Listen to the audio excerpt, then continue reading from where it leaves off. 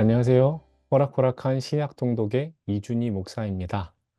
오늘은 영상으로는 10번째, 일수로는 11번째입니다. 오늘은 성금요일입니다. 예수님이 십자가에 달리셔서 숨을 거두신 날입니다. 이런 날은 더더욱 우리가 복음서를 읽을 필요가 있겠습니다. 예수님이 십자가에 달리시기 전까지의 과정들을 지금 돌아보는 시간으로 오늘 말씀을 우리가 함께 읽으면 좋겠습니다. 오늘 우리가 함께 읽을 말씀의 분량은 누가복음 11장부터 15장까지입니다. 그럼 누가복음 11장부터 함께 보도록 하겠습니다. 예수님은 기도를 가르쳐 달라는 제자들의 요청에 기도의 모범을 보여주셨습니다. 그런데 예수님이 가르쳐 주신 기도는 다른 점이 있었습니다. 한국교회가 잃어버린 주기도문이라는 책을 보면 이런 표현이 나옵니다. 예수님이 가르쳐 주신 기도는 아버지이신 하나님께 드리는 기도, 이미 임한 하나님 나라의 백성이 드리는 기도, 하나님 나라를 대망하며 드리는 기도였다. 그래서 막연한 신을 믿는 사람들이 드리는 기도와 다를 수밖에 없었다. 주기도문은 두 가지 형태로 복음서에 나타납니다. 먼저 마태복음을 읽으면서 우리가 주기도문을 이미 봤습니다. 그리고 누가복음에도 주기도문이 나옵니다. 마태복음의 주기도문이 더 시적이고 종교의식에서 사용됐던 것처럼 운율이 있습니다. 그리고 마지막에는 송령이 더 붙여 있습니다. 그러니까 더 긴 겁니다. 그렇지만 초대교회에서는 누가복음의 주기도문을 더 많이 사용하였을 겁니다. 마태복음보다 단순하게 기록되어 있는 이유가 누가가 원래의 기도문 형태를 보존하고자 하는 의도가 있었을 것으로 여겨지기 때문입니다. 누가복음에 나오는 주기도문은 하나님께 주의 집중하는 두 가지 간구와 사람의 필요에 대한 세 가지 간구가 나옵니다. 먼저 하나님께 대한 두 가지 간구는 하나님의 주권에 대한 것입니다. 아버지여, 이름이 거룩히 여김을 받으시오며 나라가 임하시오며.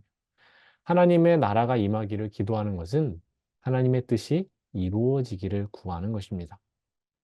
사람의 필요에 대한 세 가지 간구는 사람들이 먹을 양식과 죄사함, 환난으로부터 구원을 구하는 것, 이 세 가지입니다. 우리에게 날마다 일용할 양식을 주시옵고 우리가 우리에게 죄 지은 모든 사람을 용서하오니 우리 죄도 사하여 주시옵고 우리를 시험에 들게 마시옵소서. 이 기도는 개개인을 위한 기도가 아니라 우리, 즉 공동체를 위한 기도입니다. 예수님은 무엇을 기도해야 하는지를 이 주기도문으로 알려주십니다. 하나님께서는 기도에 응답하시기에 기도하겠다는 결심과 끈기가 중요함을 말씀하십니다. 그렇다고 하나님께 조르기만 하는 기도를 해야 한다는 것은 아닙니다. 예수님이 말씀하시는 기도는 하나님의 자녀된 성도들이 아버지 되시는 하나님께 드리는 것을 말합니다. 그러므로 기도할 때 하나님께서 가장 좋은 것을 주실 것을 믿고 구하는 것이고 응답을 믿고 지속적으로 드려야 합니다. 예수님은 하나님께서 자녀에게 주시는 좋은 것 중 제일은 성령이라고 말씀하십니다.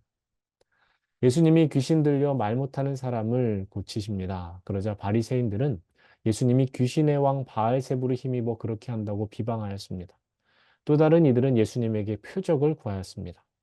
예수님은 자신은 사탄의 세력을 몰아내는 분이라는 것을 분명히 하시고 요나의 표적을 언급하시면서 자신이 메시아로서 이루실 죽음과 부활을 예표하십니다.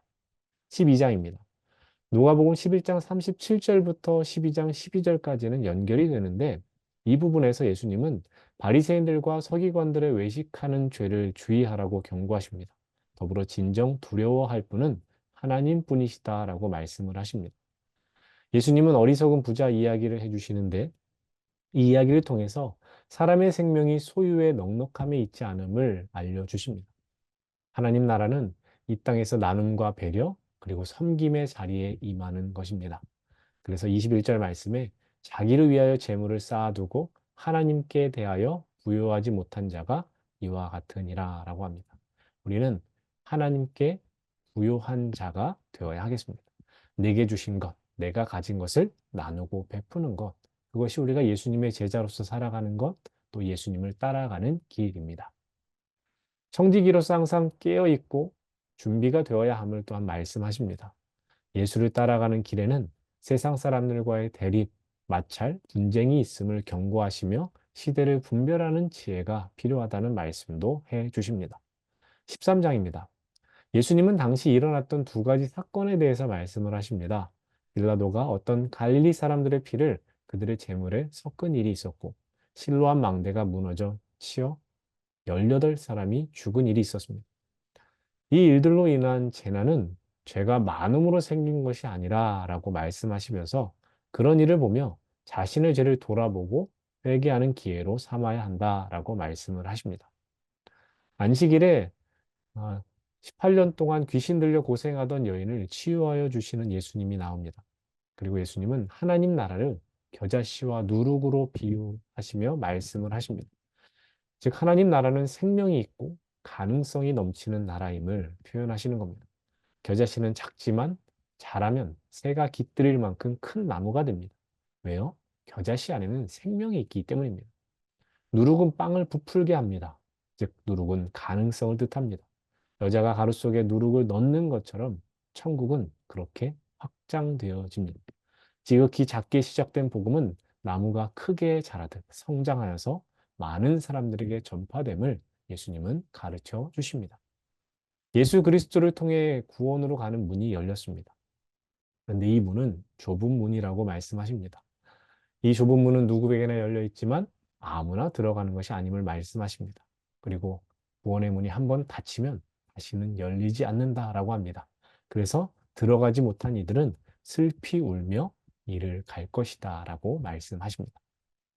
어떤 바리새인들이 분봉왕 헤롯이 예수님을 죽이려고 한다고 갈릴리를 떠나라고 권합니다.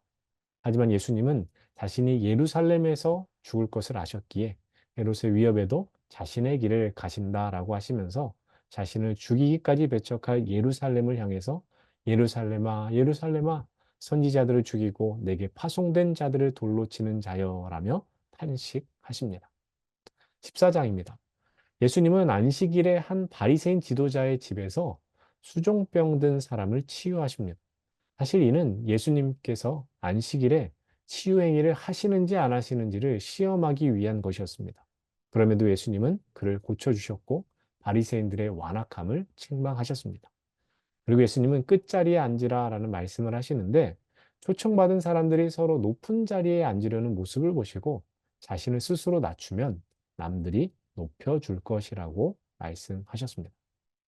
이어 큰 잔치 비유를 말씀하십니다. 어떤 사람이 큰 잔치를 베풀고 사람들을 청하였는데 처음 청함을 받은 이들이 각자의 이유를 대면서 사양하였습니다. 한 사람은 밭을 샀으므로, 또 한 사람은 소 5겨리를 시험하기 위해서, 또 한 사람은 장가 들었기에 갈 수 없다라고 합니다. 그리하여 초대받지 않았던 사람들을 강권하여 그 자리를 채우게 된다는 이야기인데 이는 천국 잔치에 참여할 사람들이 누가 되겠는가에 대한 비유의 말씀입니다. 예수님은 자신을 따르는 수많은 사람들 가운데 자기 십자가를 지고 자기를 부인하는 사람이 제자가 될 것이라고 말씀하십니다. 망대를 지으려는 자와 싸움을 앞둔 임금 비유를 통해서 예수님은 예수님의 제자가 되는 길은 자신의 모든 소유를 버리는 것이라고 말씀하십니다. 15장입니다. 예수님은 많은 죄인들과 세리들이 예수님과 함께하는 것을 비난하는 바리새인들에게 세 가지 잃은 것 이야기를 하십니다. 잃은 양 이야기, 잃은 드라크마 이야기, 잃은 아들 이야기입니다. 하나님은 잃어버린 것을 되찾는 것에 관심이 많으십니다. 그러므로 하나님 나라는 잃어버린 것을 되찾는 것에 관심이 많은 나라입니다. 하나님은 잃어버린 것을 되찾기 위해서 계산하지 않으시고 손해까지도 감수하십니다. 내가 너희에게 이르노니 이와 같이 죄인 한 사람이 회개하면 하늘에서는 회개할 것 없는 의인 99으로 말미암아 기뻐하는 것보다 더하리라. 이 말씀이 아버지 하나님의 마음을 너무도 잘 표현해 주고 있습니다. 여러분, 하나님께 돌아오는 죄인을 하나님께서 너무도 기뻐하십니다. 우리가 잃어버린 양은 누구인지를 알아야 되겠습니다. 또 우리가 되찾아야 할 것은 무엇인지 하나님 아버지의 마음을 헤아리는 우리가 되어야 할 것입니다. 여기까지가 오늘 함께 읽을 말씀에 대한 내용이었습니다. 이제 함께 암송할 말씀 보도록 하겠습니다. 오늘 암송할 말씀은 누가복음 15장 7절입니다. 내가 이르노니 이와 같이 회개하면 하늘에서는 회개할 것 없는 의인 말미암아 기뻐하는 것보다 더하리라. 내가 너희에게 이르노니 죄인 한 사람이 하늘에서는 회개할 것 없는 의인 99으로 말미암아 더하리라. 내가 너희에게 이르노니 이와 같이 죄인 한 사람이 회개하면 하늘에서는 회개할 것 없는 의인 99으로 말미암아 기뻐하는 것보다 더하리라. 아멘.